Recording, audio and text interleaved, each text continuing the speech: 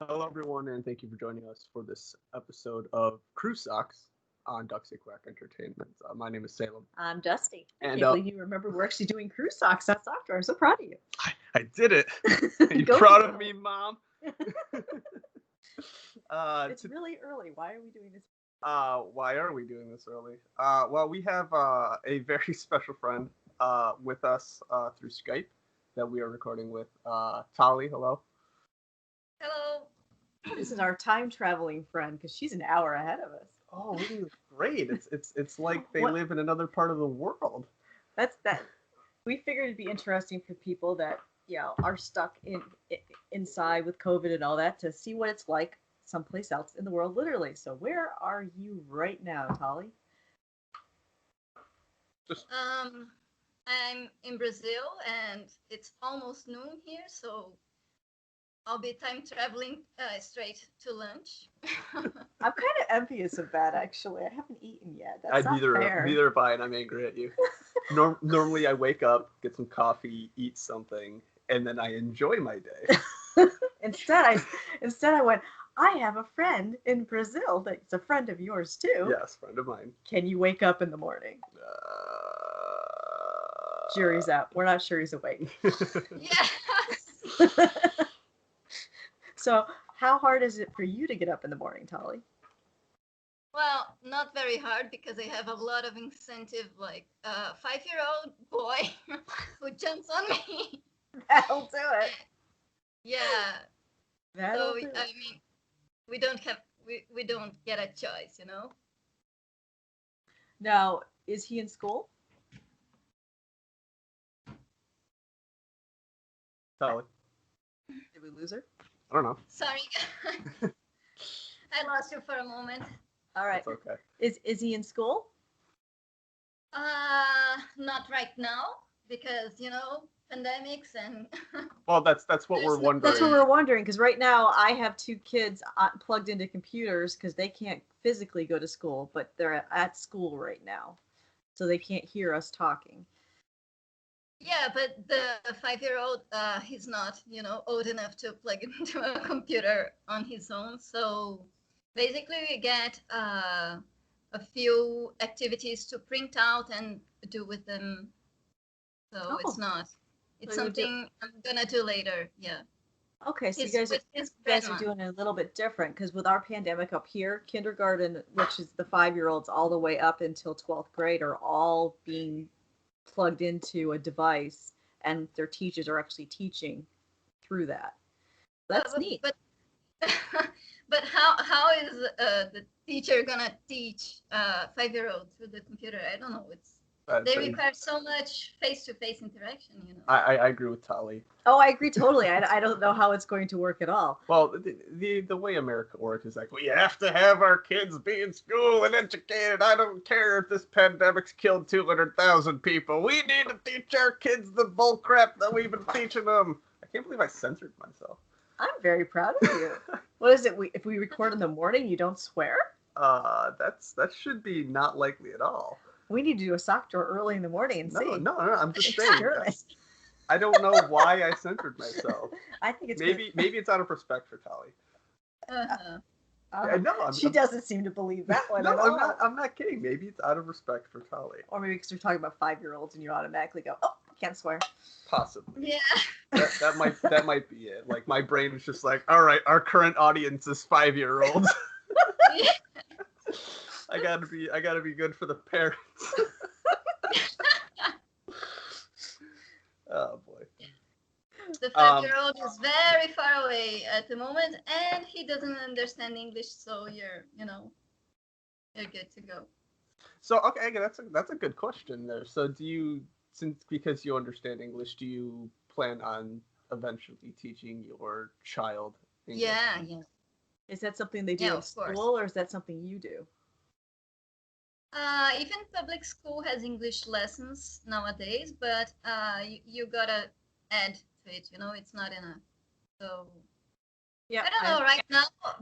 Right now, basically, he plays Legend of Zelda, and I translate for him, stuff like that. That's actually really good. That's actually really good. Is one of our friends has a game that is Spanish that the kid is learning to play for that reason. I know it's my native language, but I actually learned English through playing video games. I can honestly say I didn't because they didn't exist. But I'm just saying, like, I didn't learn how to properly, speak, read, and write through school. I did that through playing video games. I can see that with a lot of kids, actually. The big game, actually, that I did that with is the game that we are playing to this day, RuneScape. Yeah. Yeah. I learned how to type. That's how I type so damn fast. Really fast. Yeah, see, I'm from an older generation. We had typewriters, and I hated them. I actually, like, we had a typewriter, but, like, it was not operational. It was just sitting there collecting dust, and there's no anything else to go. Yeah, I think I typed on a typewriter like twice because my grandpa had one and I couldn't touch it. So he let me. Yeah. I'm feeling so old right now. No, but I actually honed my English through games as well, but through role-playing games like Battlemaster. Actually, when I joined it, I was 22, I don't know, and a few other play-by-mail games. Do you guys are you guys from that time? Where go on. Yeah, basically you had what people did in forums later. We used to have it through mail lists. So someone was the DM, and we played through email and wrote like long paragraphs. Really. Yeah. So basically, you had MUDs, what we call MUDs, or bulletin boards that were even older. I used to do bulletin boards. I used to do which were email and yeah. I used to do role plays through AOL. Yep. Yeah. Okay. Yeah. So, yeah, that was weird though, because they were like AOL for the longest time only had like person to person. Yep. And then they went on to have like the group chat, which was like a huge thing. That's why you had to connect to what was called a bulletin board, but you probably were a baby at that point. Yeah, I was. And we would do what was called a MUD. Yeah. Multi-user. Mm-hmm. What was the D? Multi-user. I can't remember. I don't know. Domain. I think that was domain. I couldn't tell you. I know exactly what Tully's talking about, because your English is amazing. It's better than mine, I think. Writing is what I'm saying, because yes. I play Battlemaster and Marozia with Tolly, and mm-hmm. I actually think your writing is way better than mine. We have Tolly to blame for our. You should have seen. I actually found my first letters sent in Battlemaster way back in 2001 or 2. I don't remember. Maybe. Whatever. I don't know. That's okay. Yeah. So I found the first letters, and it was, oh my God, so cringy, so full of mistakes and, grammar and stuff, just poorly written. And people were so kind, and they actually took the time to explain to me when I said something that didn't actually, mm-hmm. the meaning didn't go through. And it really helped me a lot. Just writing. Because the Battlemaster community is amazing. They are. They're really good people. We had a friend of ours that we met through Battlemaster on the show once before. Yeah, we had Fontaine. Yeah, and that was awesome. Such a great guy. That's where we learned that their Christmas traditions are different than ours. They actually have kangaroos. Yeah, Fontaine from Australia. Seriously? Yes. The kangaroos? No. For Christmas, Santa has a sleigh pulled by kangaroos, and the song is called Six White Boomers. Six white boomers.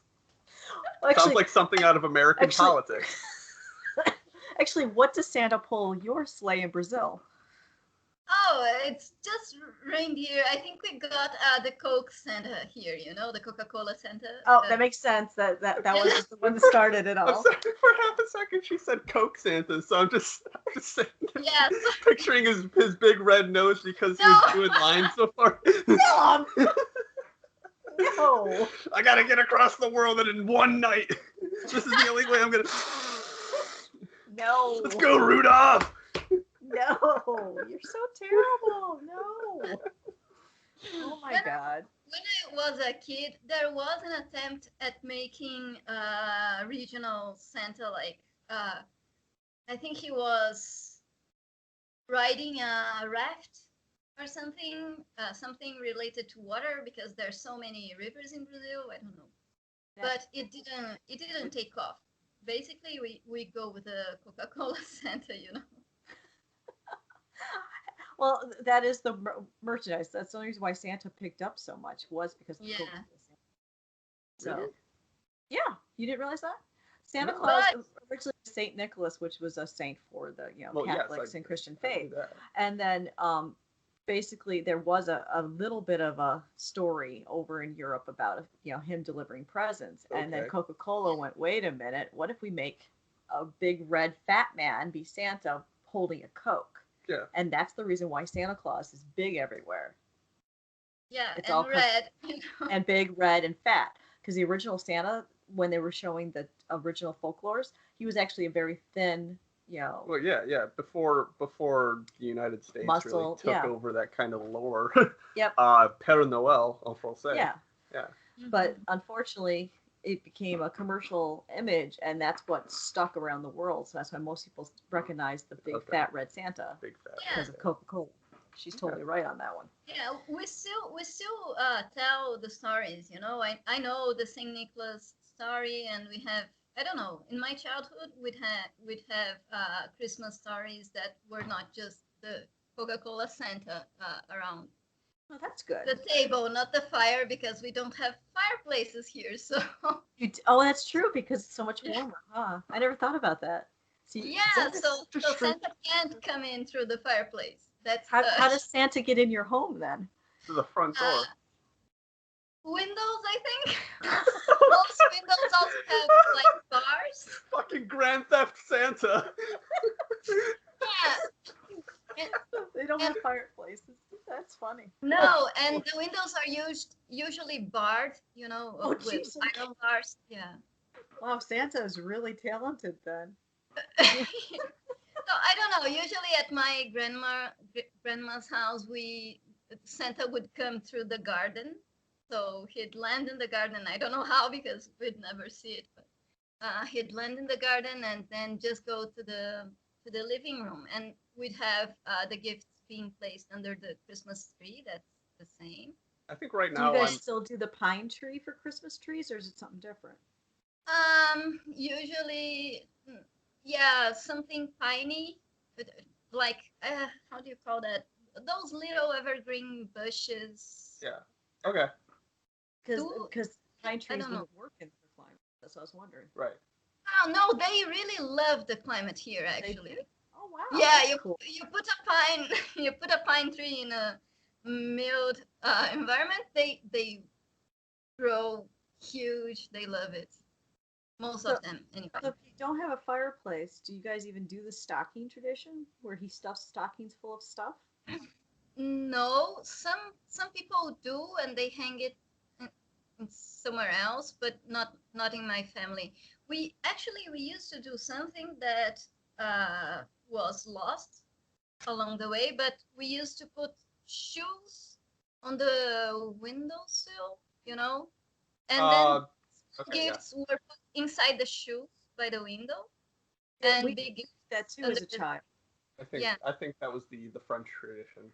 That's But- a European tradition yeah. because my family came from Germany. My grandparents came actually over through Ellis Uh-huh. Island, and we did shoes also. So Yeah. the stocking thing, my mother was like, "Why are we putting stuff in shoes?" Because mom didn't get it. So we ended up doing shoes with grandma, or Oma and Opa, and stockings with my mom's family. I've noticed because I hate Christmas, but I haven't complained yet.